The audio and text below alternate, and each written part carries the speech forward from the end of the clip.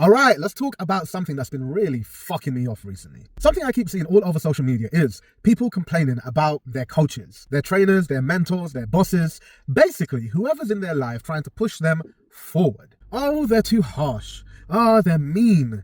They don't understand me. And my personal favorite, my coach is a fucking dick. Because they told you the truth, because they called you out, because they didn't sugarcoat the fact that you've been half-arsing it for 3 months and wondering why nothing's changed, because they call you out on your bullshit. Here's the thing. If you think your coach is a dick for telling you what you need to hear, you should try having a coach that just tells you what you want to hear.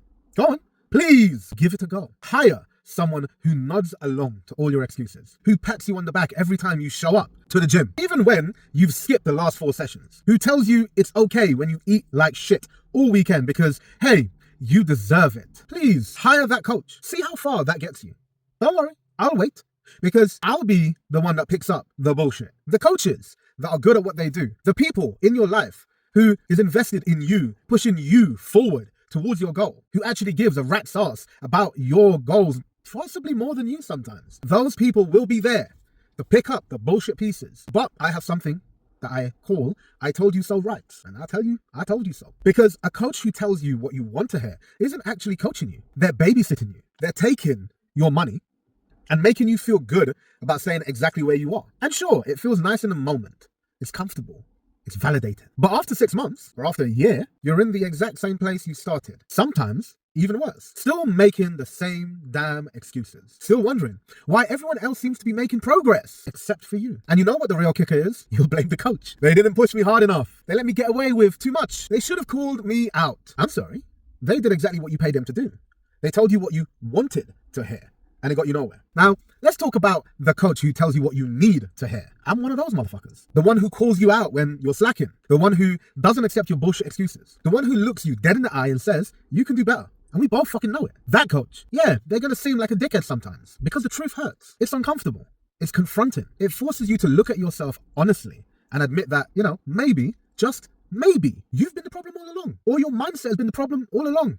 Or you're just too fucking comfortable. But here's what that coach also does. They push you past your own limitations. They see potential in you that you don't see in yourself. They refuse to let you settle for mediocrity because they know you're capable of more. They hold you accountable when you'd rather just make excuses and be comfortable. They demand excellence when you'd rather just fucking phone it in. And yeah, sometimes that's gonna sting.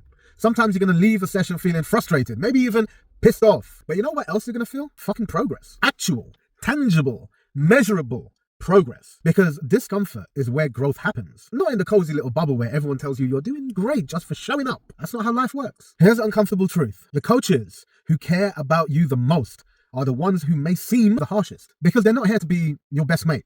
They're not here to make you feel good. They're here to make you better. And that's what you're paying them for. Making you better doesn't always mean telling you the things you want to hear. It means saying, yo, your form is shit.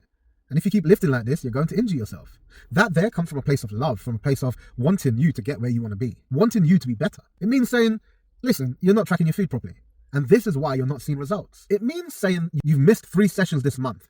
Either commit or don't waste my time. Is that harsh? Maybe. However, is it true? Absolutely. The coaches who just tell you what you want to hear, they're not being kind. They're being complacent. They're letting you coast because it's easier than having a difficult conversation. They're protecting their own comfort by not pushing you towards your goals. And worst of all, they're robbing you of not only your money, but your opportunity to actually become the person you want to be. Think about it this way. If you had a personal trainer and every session they said, great, good job, you're amazing, keep doing exactly what you're doing, but you never got stronger, never lost weight, never hit any of your goals, never improved in any kind of metric, would you actually be happy? Or would you eventually realize, I've been scammed? A coach who tells you only what you want to hear is scamming you out of your potential. Now, I'm not saying every coach who's a fucking arsehole is actually a good coach.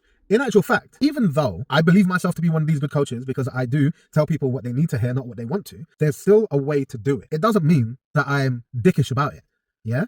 Sometimes, even though I'm telling someone something uncomfortable, I say it in a nice, positive way. If they feel a way about it, well, I can't help that. But I'm not exactly going to turn around and say, what the fuck are you doing? Your form is shit. You're going to fucking injure yourself, you dumb fuck. No. But maybe you might turn around and say, that, listen, it was a decent set, but your form needs a bit of work, right? So what we're going to do is we're going to take this weight and we're going to, pound it for a couple of sets or a couple of weeks until we get that perfect rep, and then we'll progress. Both delivered the same information. How you delivered it is a bit different. Yes, I have banter with some clients where, I've literally done this today where I was like, listen, don't fucking whine. Yeah. You know that this is going to be heavy. And, if you whine, I'm just going to leave you here and, you're going to die. Yeah.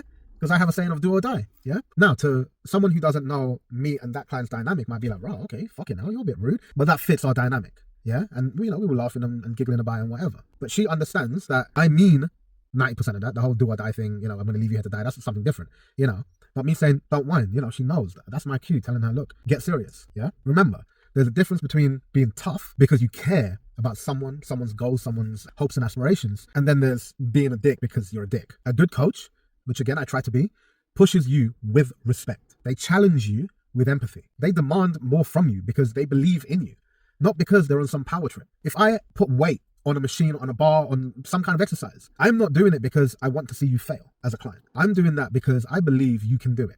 And yes, there will be some times, and I say this point blank to my clients, there will be some times that I will take the mick. But even when I'm doing that, I still believe that person could do that weight. I'm not going to take a beginner who's never really deadlift and then put fucking 200 kg on the bar and say, go and lift it.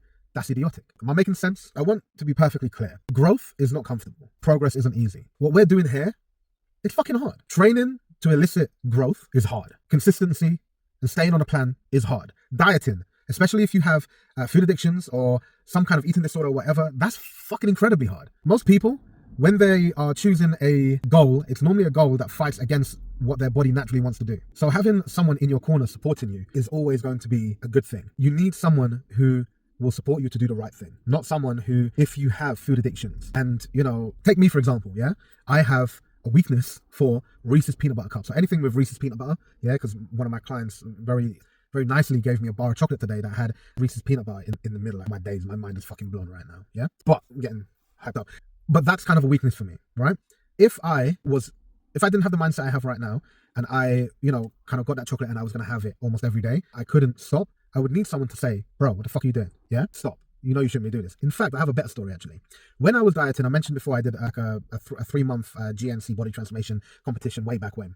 And I remember vividly when I was doing it, there was one social event that I couldn't miss. And I went to the pub and I was drinking water. Right, everyone else was drinking and whatever, and that was fucking incredibly hard for me. And everyone was eating. We were at the pub that we normally go to, and the food's flowing and all that. And I'm going absolutely fucking insane. I've got all these thoughts in my head. And we get to the end of the night, and I'm starting to cave. Right, like my willpower was fucking going. Right, and I do have problems with food. Okay, and I remember vividly that I said I was gonna get a kebab. And I was trying to justify it. I get a salad and all that. It'd be all right. It'd be like kind of healthy and all that. And I remember my boy literally just said to me, Fiaz, you are going to get in this car. We're gonna go fucking home. You're not gonna have a fucking kebab, because he had seen how much work I put into what I was doing and he knew what this meant for me. And simply my boy saying that, I got in the car, he dropped me home, I drank some water and I went to bed. I still wanted that kebab, but he supported me, and sometimes you just need that. I wouldn't say I hated him, but I did dislike him a little bit in that moment. But when I got to my end goal, I remember thanking him for that. Even though it's one meal, I'm being a bit extreme, and I was very extreme with that transformation. But this is what I'm saying.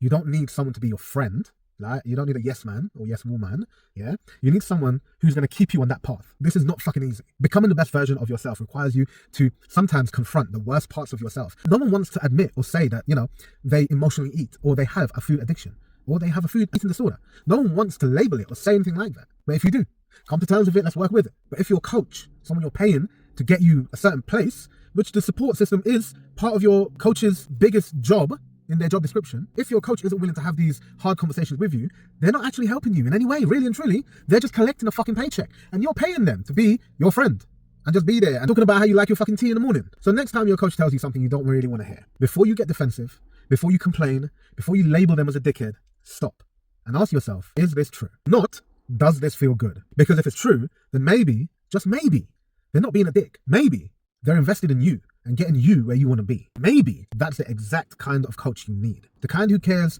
about your progress more than your feelings. The kind who refuses to let you settle. The kind who sees what you're capable of doing and won't let you quit until you see it too. Now, stop complaining and get back to work. Your coach is waiting. And remember, they're probably right. Now, go get it done.